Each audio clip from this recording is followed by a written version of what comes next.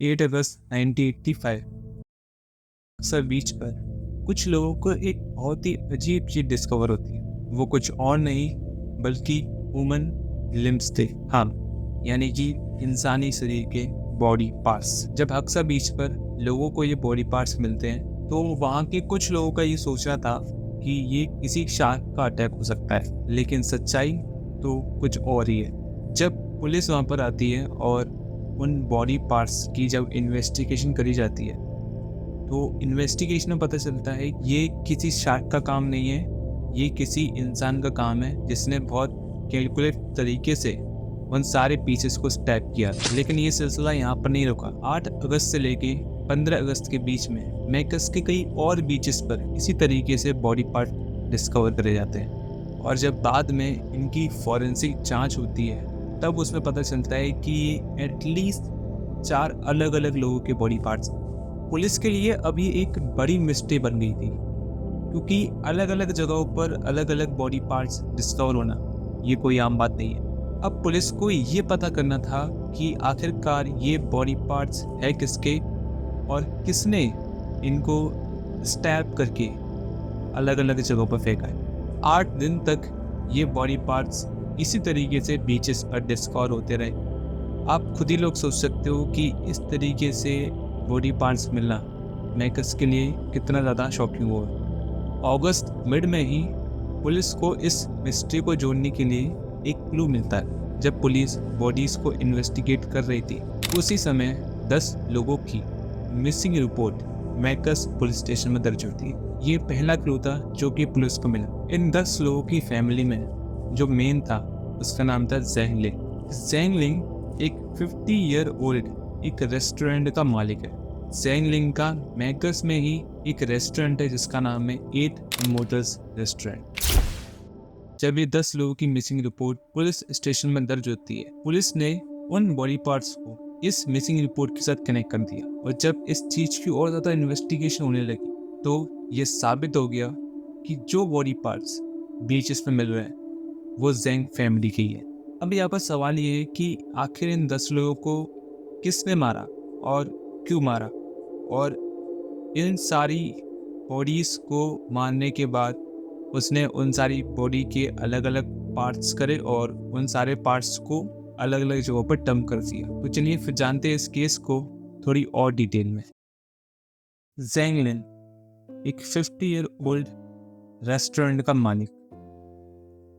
इसका मैकस में एक रेस्टोरेंट था जिसका नाम था 8 इमोर्टल्स रेस्टोरेंट, जो कि इसका ये मालिक था।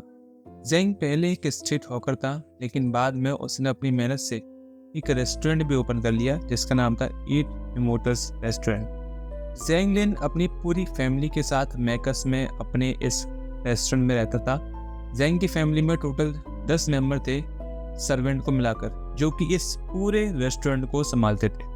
एक इतना अच्छा परिवार होने के बावजूद ज़ेंग और उसकी वाइफ चेन हुई को बहुत ही बुरी गैम्बलिंग की आदत थी। मैकस में उस समय पर गैम्बलिंग लीगल थी, यानी कि हर गली मोहल्ले हर जगह पर आपको लोग सट्टे लगाते हुए दिख जाएंगे, और यही गैम्बलिंग की आदत ज़ेंग और उसकी वाइफ दोनों को थी।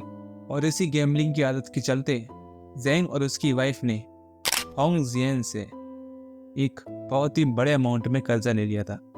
लेकिन ज़ेंग जो भी कर्जा लेता वो सारा गैम्बलिंग में हार जाता, और ऐसे ही करते करते ज़ेंग ने होंग जियन से करीब 6 लाख पटाकास यानी कि करीब $75,000 का कर्ज ले लिया था। 50 ईयर ओल्ड होंग जियन कोई मामूली इंसान नहीं था, वो भी इस गैम्बलिंग सर्कल में मिला हुआ।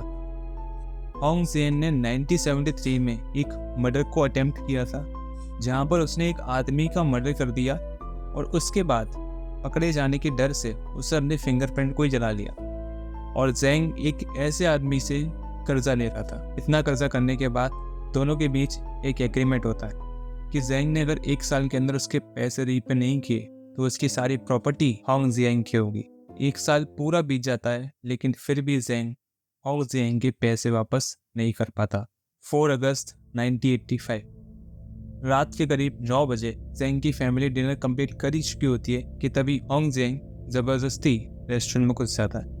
और जेंग से बोलता है कि मुझे अभी मेरे 3 लाख टाकास और अपने रेस्टोरेंट की ओनरशिप मुझे दे दो। इसके बाद जेंग साफ तरीके से उससे मना कर देता है कि मैं तुम्हें अभी अपनी दुकान की ओनरशिप और इतने पैसे नहीं दे सकता। ये सुनकर ही होंग जेंग को बहुत ज़्यादा गुस्सा आया और उसने एक बच्चे को हॉस्टेज बना लिया और बाकी लोगों को फोर्स किया कि वो अपने हाथ पैर और मुंह को अच्छी तरीके से बांधे, और उसने एक ही रात में सब लोगों को बंदी बना लिया।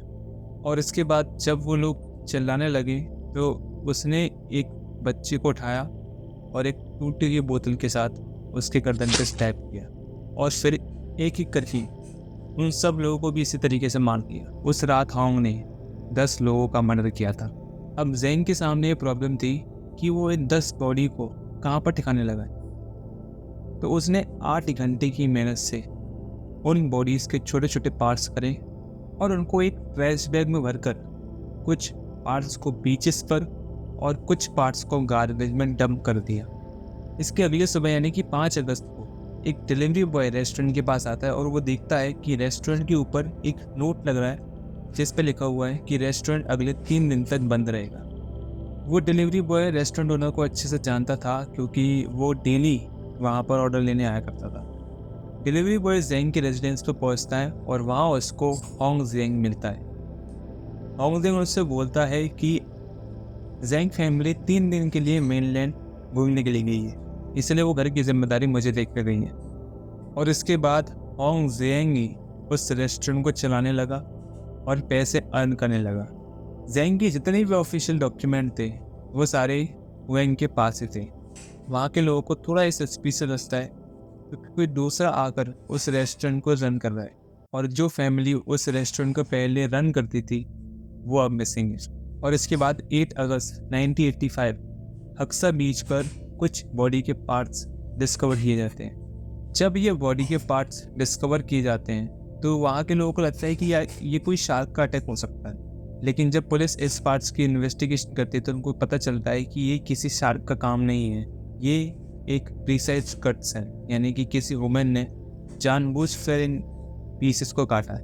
और इसी तरीके से अगले 1 हफ्ते तक कुछ और बॉडी पार्ट्स अलग अलग बीचेस पर डिस्कवर किए जाते हैं। जब ये पार्ट डिस्कवर हुए तो पुलिस को ये समझ में नहीं आ रहा था कि आखिर ये बॉडी पार्ट्स है किसकी और किसी ने इनको क्यों मारा।